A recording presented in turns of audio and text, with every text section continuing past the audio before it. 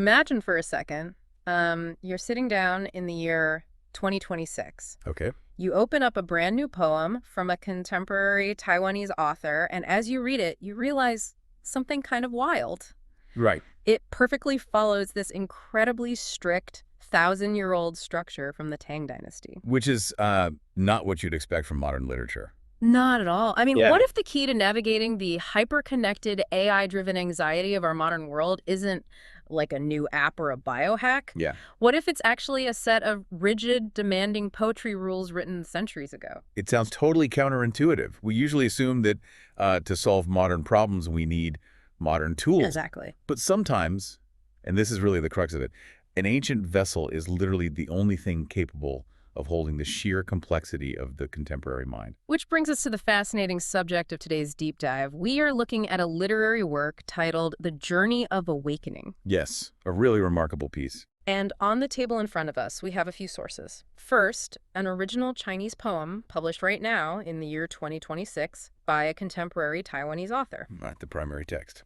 Then we also have this beautifully crafted English adaptation designed to, preserve its philosophical spirit, plus some deep contextual notes about its creation and meaning. And our core mission today is to figure out the why behind all of this. Yeah, exactly. Why do this? Right. We want to explore why a modern person, someone living right now, would intentionally choose this incredibly strict ancient literary form. To tackle really contemporary questions, right? Exactly. Questions about identity, consciousness, and basically how we recover our original spiritual nature in a world that feels so, fragmented. Okay, let's unpack this. Before we even touch on the actual meaning of the poem, the message itself, we have to talk about the vessel holding it. The architecture, yeah. The contextual notes are super explicit.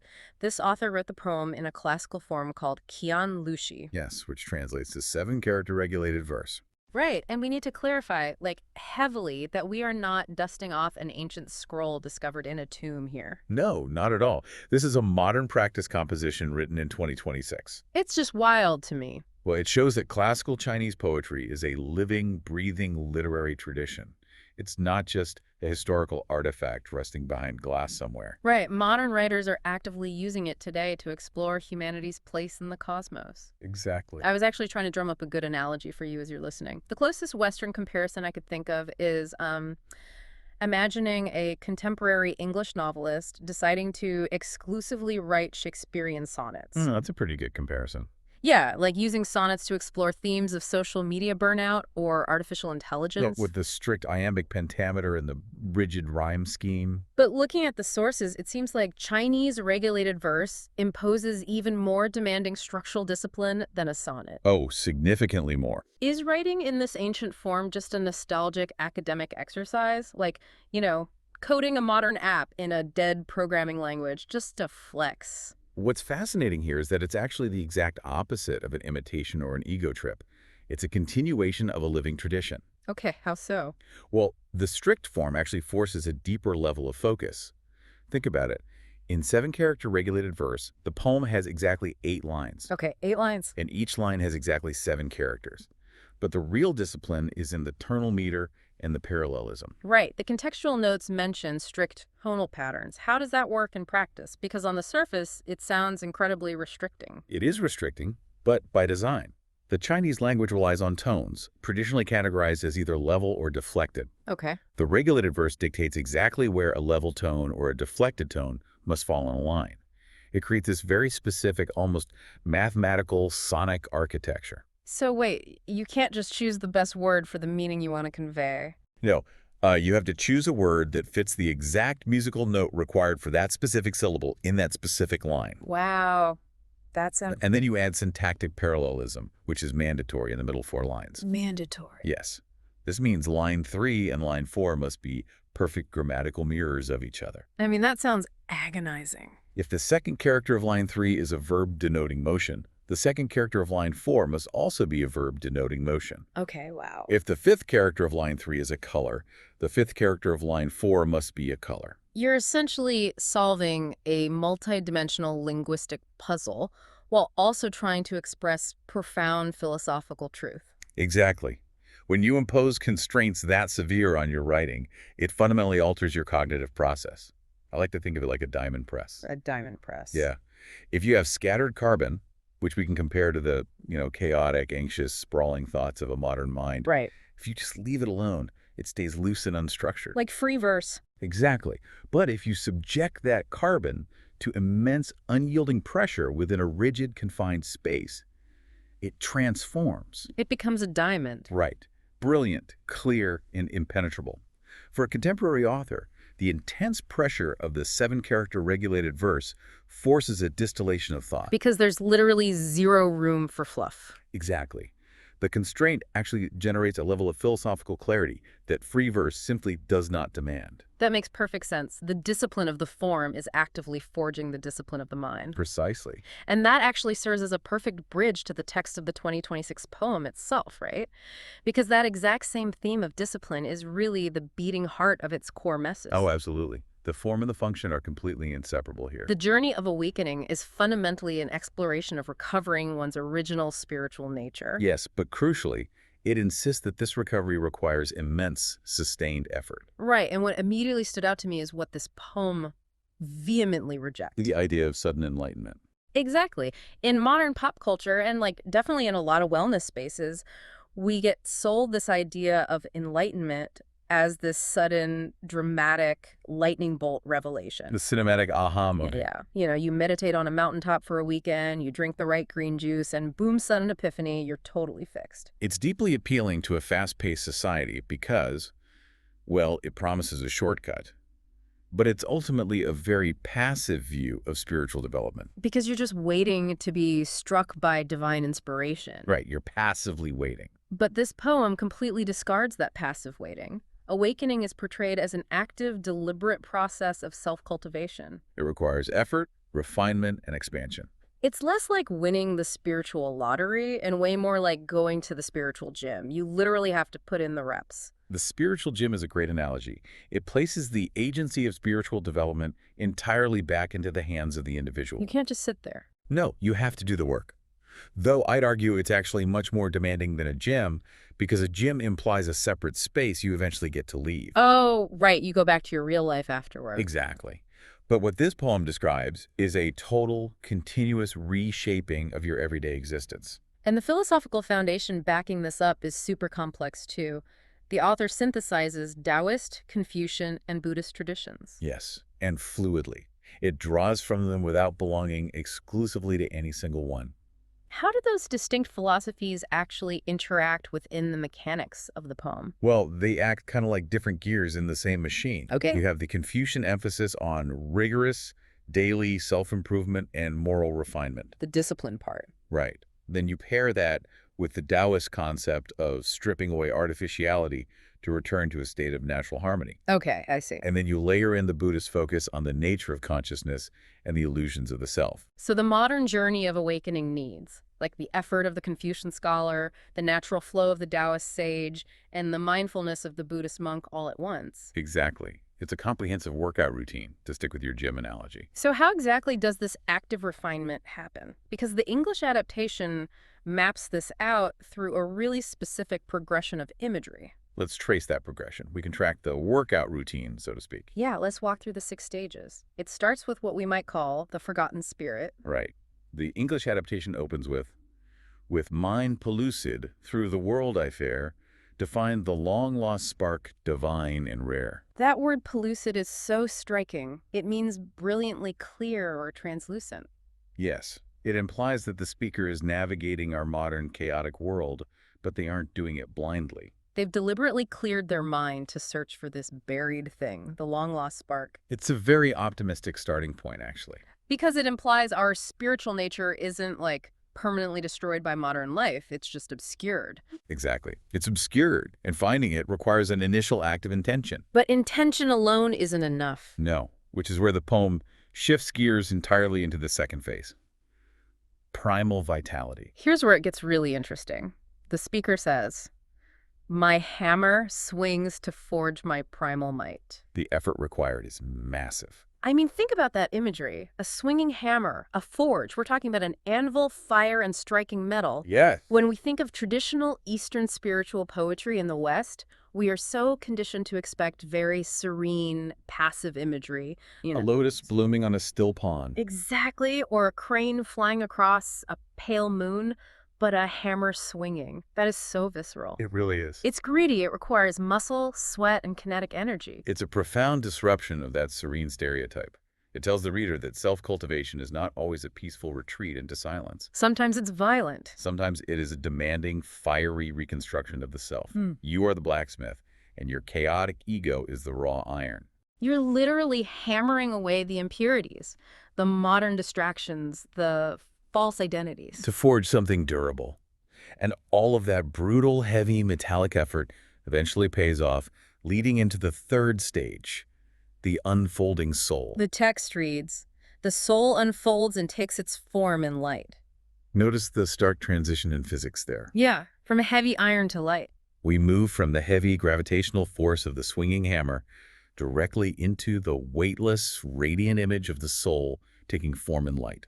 The author is basically suggesting that the grueling effort of self-discipline is the exact mechanism that allows for weightless illumination. You cannot have the light without the hammer. The carbon doesn't become the diamond without the pressure. Exactly. But once that soul is illuminated, the journey still isn't over. It doesn't just sit there in a state of isolated perfection. No, and this is crucial. The poem pivots into the fourth stage, the expansion of consciousness. The text says, the spirit expands to embrace all things. This feels like a huge pivot in the work. It might be the most crucial pivot in the entire poem. Yeah. Up until this line, the journey has been fiercely internal, right? Yeah, clearing the personal mind, finding the personal spark, forging the personal self.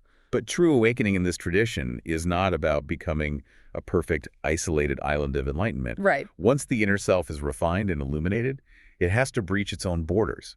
It expands outward to dissolve the artificial boundaries between the self and the external world. And that outward expansion flows directly into the fifth stage, which is a state of profound harmony with the cosmos. The author writes, while inner nature joins the cosmic springs, so the cultivated self actually merges with the underlying currents of the universe. The phrase cosmic springs is such a vital translation choice here. How so? Well, it implies that the universe isn't some static machine operating on cold, dead laws. It is a flowing, dynamic, generative source of life. Right. By refining your inner nature, you aren't trying to conquer your environment or stand above it. You are tuning your own frequency so you can dive into that universal current and flow with it. Instead of constantly exhausting yourself by fighting against it. Exactly. And that flow carries us to the final destination, the sixth stage, transcendent wisdom. Vast currents circle through the universe as mystic wisdom shines in boundless verse. At this stage, the individual has become entirely indistinguishable from the whole. It's beautiful. The journey that started with a solitary, fragmented person walking through the noise of the world ends with them becoming an active participant in the vast circling currents of the cosmos. It really is a stunning progression. So what does this all mean? When I look at this entire trajectory, from a fragmented self trying to find its spark, doing the hard internal labor and achieving cosmic harmony, it feels so deeply universal. It definitely taps into a very fundamental human striving. Right. Humans have been chasing this exact kind of wholeness across every culture and every era. It makes me wonder how this 2026 Taiwanese poem maps onto other frameworks you might already be familiar with as a listener. It's a very natural reflex to want to cross-reference this. The pursuit of wholeness through disciplined effort is pretty much a staple of global intellectual history. For example, I immediately think about the Stoics in ancient Greece and Rome. Oh, sure. Figures like Marcus Aurelius or Epictetus were entirely focused on active self-cultivation.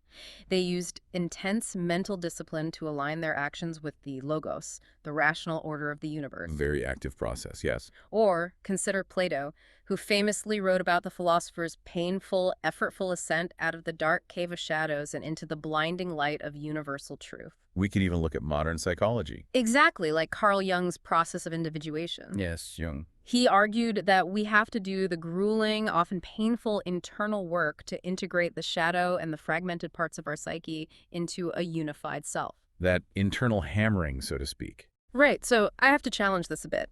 Is this 2026 author essentially just writing a Jungian psychology textbook or a Stoic manifesto, but like wrapping it in a Tang Dynasty format?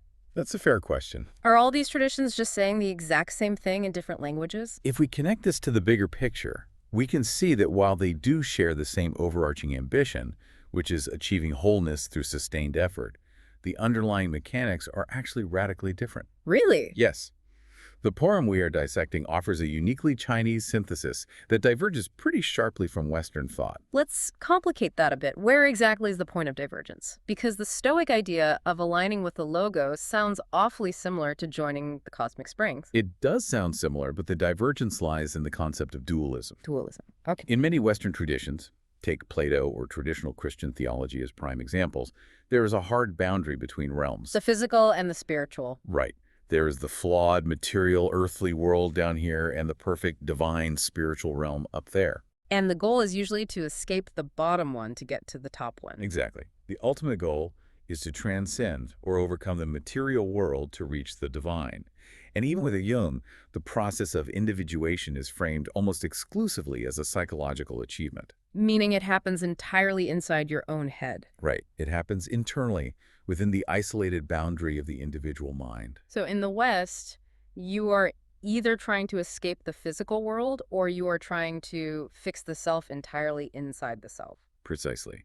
But in this poem, which is deeply informed by Taoist and Confucian non-dualism, that harsh boundary simply does not exist. The boundary between self and cosmos. Right. The inner psychological growth seamlessly merges with the literal physical currents of the universe. Remember the line, inner nature joins the cosmic springs. Oh, so the cosmos isn't a separate, distant realm. And it isn't just an abstract rational order like the Stoic logos either. The cosmos is the exact same substance as the self. I see. It's not about building a ladder to escape the world to find enlightenment. No, it's about realizing that you and the universe are functionally indistinguishable once the ego and the impurities are hammered away. That's a huge distinction. You aren't just rationally accepting the universe's rules. You are actively becoming part of its flow. You become a verse in its boundless poetry. Wow. Mystic wisdom shines in boundless verse. That brings the entire discussion right back to the medium itself, the poetry. Yes. The act of writing this regulated verse isn't just a way to describe engaging with the cosmos. The writing is the engagement. And that answers our core mission today. That is why a modern author in 2026 would subject themselves to the agonizing rules of a 1,000-year-old poetic form. They aren't doing it to be quaint or nostalgic. Not at all. They are doing it because the form itself, the absolute unyielding structure of the 7-character regulated verse, is a microcosm of the universe's order. Oh, that's brilliant. By submitting to the intense discipline of the form, by carefully balancing the tonal patterns and the syntactic parallelism, the author is actively practicing the very self-cultivation they are writing about. So the poem isn't a brochure for the spiritual gym. Writing the poem is the heavy lifting. It is the swinging of the hammer. It proves definitively that these classical Chinese forms are not dead relics of a bygone dynasty. They are vibrant, highly sophisticated technologies of the mind. Absolutely. They provide a structural blueprint for a modern person trying to navigate the chaos, the noise, and the profound fragmentation of contemporary identity. So to synthesize all of this for you as you listen today, the Journey of Awakening stands as a powerful testament to the living relevance of classical Chinese poetry. It really does. Through its demanding structure and its visceral imagery, swinging the hammer to forge the self, unfolding the soul into light, and expanding to join the cosmic springs, this 2026 poem offers us a highly practical roadmap. It teaches us that finding our long-lost spark in the modern world isn't about waiting for a sudden epiphany to strike us while we scroll on our phones. It's about showing up, embracing the pressure, doing the grueling internal work, and expanding our awareness until our inner nature matches the vast currents of the universe. It serves as a profound reminder that the deepest, most agonizing questions of human existence do not expire. No, they don't. And the ancient tools built to explore them are still just as sharp and perhaps just as necessary today as they were a millennium ago. And that leaves us with one final provocative thought for you to carry with you today. We just spent this entire deep dive examining how a contemporary author utilized a highly rigid, demanding, and fiercely rule-bound framework to express the ultimate boundless expansion of human It's consciousness. a fascinating paradox. It begs an important question for your own life. What if the strict constraints, the daily routines, and the seemingly frustrating disciplines in your modern world aren't actually the things holding you back? Hmm. What if, much like the uncompromising rules of this ancient poem, they are the exact structures required to finally set your mind free?